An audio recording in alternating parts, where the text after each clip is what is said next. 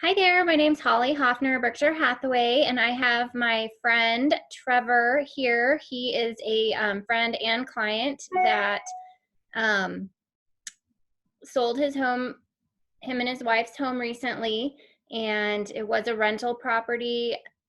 I had found a tenant for them, and the tenant was in there for a few years, and then now they're ready to sell, and we just got done with the sale. So thanks for joining us, Trevor. Of Um, course. Wanted to ask you some questions and about your experience of the sale during the pandemic of COVID-19, and just wanted to see if you found selling your home during the pandemic different than any other selling experience in the past. Yeah, no, it was definitely different. And, obviously with having a tenant in the home, somebody who wasn't as vested in us moving the property, it added to additional challenges. But there's also a heightened sense of awareness of virus spread and those types of things. So open houses were obviously more restricted and showings were a little bit more coordinated. But in the end, we used some different technology things, which I'm sure you'll get to help us get to where we needed to do. And that was selling the property in a quick, timely, and painless manner, to be honest with you. Yeah, I thought it was a good transaction. Um, what do you think we did well to get through the tenant situation? And if overall in the end, do you think she was pleased with how we handled everything with regards to showing and inspections and things, since she did have an autoimmune disease as well? Yeah, so I mean, just to give a little bit of perspective for the people who are potentially buying this video, we listed the house 10 days before Governor Ducey submitted the stay-at-home order. And so it was kind of right before things got a little bit more serious. It wasn't like right in the heart of it, but then it got really serious really quickly, especially with a tenant that had found a property on her own and was looking to move and make a purchase elsewhere, and that did have a compromised autoimmune system, and therefore we needed to do showings with masks on, with gloves on. Even at that time, before masks and those types of protocols weren't really in place, either from the CDC or the local and federal governments. But it was something that she required, and ultimately, it was the advice of her doctor to not allow for showing. So then we had to get really creative. Yes. Um, so the technology that we used, the marketing and the technology, were you pleased with that? We had done a Zillow 3D walkthrough video and another video that I did with just my phone because we kind of were under a time crunch, but I just wanted to see if you were happy with how all that worked out.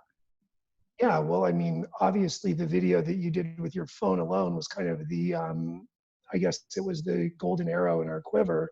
And it was the one that ultimately landed us not only the offer and the ultimate buyer of the property, but it also increased interest from, a decent amount of foot traffic to start in the first week or two, to then kind of accelerated and moving it from a traditional MLS listing with still shot photography, but also social media footprints and those types of things, into something that was a little bit more interactive, gave a little bit better perspective on the house, and seeing some of the more intricacies, maybe angles that the buyer wanted to see that they don't see on the still shots. And like I said, ultimately was what provided a sight unseen, minus the video, of course, Mhm. offer for the property, and ultimately the offer that we accepted and that went through escrow to close. Right. Oh, also associated with the buyer. Everyone worked really well together, I thought. And so in the end, at closing, you were one of the first clients who had experience using the virtual notary signing system to sign your closing documents. Can you explain how that went? Yeah, so it's it was kind of funny how we got there. So I was talking with a good friend of mine in Illinois, somebody who actually used to live here in Arizona, and we were kind of going through the idea of legal documents and these types of things. I work in technology, he works in technology, and he had mentioned in the state of Illinois that they had gone to a virtual notary system.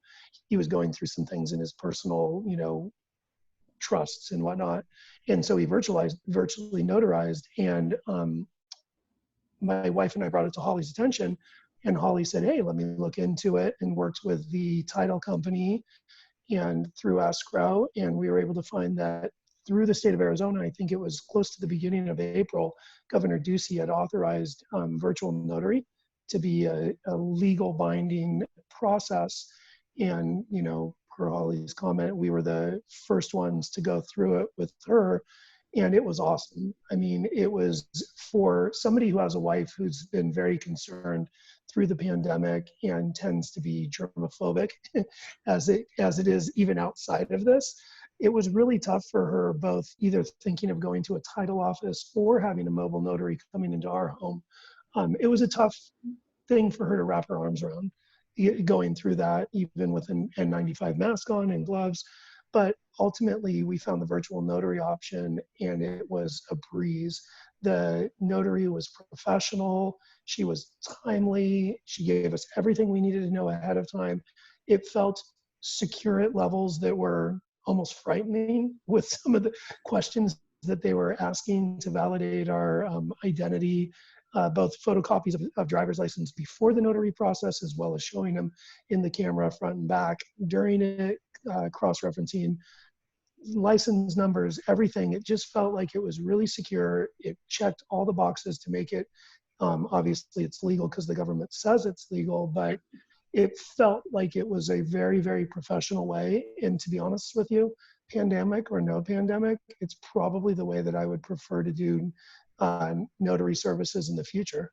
As I mentioned previously, we listed kind of in the early end of the pandemic. So, hindsight's 2020, and you look back and you're like, okay, knowing what I knew 2 weeks, 3 weeks, a month later, like, when would I have listed the same way? Going through it, the answer would be a resounding yes. It's definitely a little bit different, and there's a couple more things that you have to, kind of watch out for bear traps. But ultimately, the transaction, the listing process, the showings, even with a relatively challenging situation, went through really, really well. And, in the spirit of the great economy that we have in Arizona, and there's specifically in real estate, if you're thinking about listing right now, I would not be hesitant to do it at all. I think it's a great time to list. It's a great time to buy. I think it's important for us as Arizonians to continue to drive the economy and do those types of things. So don't be afraid of the pandemic, and go forward with your real estate listings or purchases, understanding that there's things that have been put in place to make it more comfortable and safe for everyone involved, the agents, the buyers, and the sellers. Great. Thanks so much, Trevor. I appreciate your time and everything, and I look forward to working with you again soon. Absolutely. Thanks, Holly. Thanks.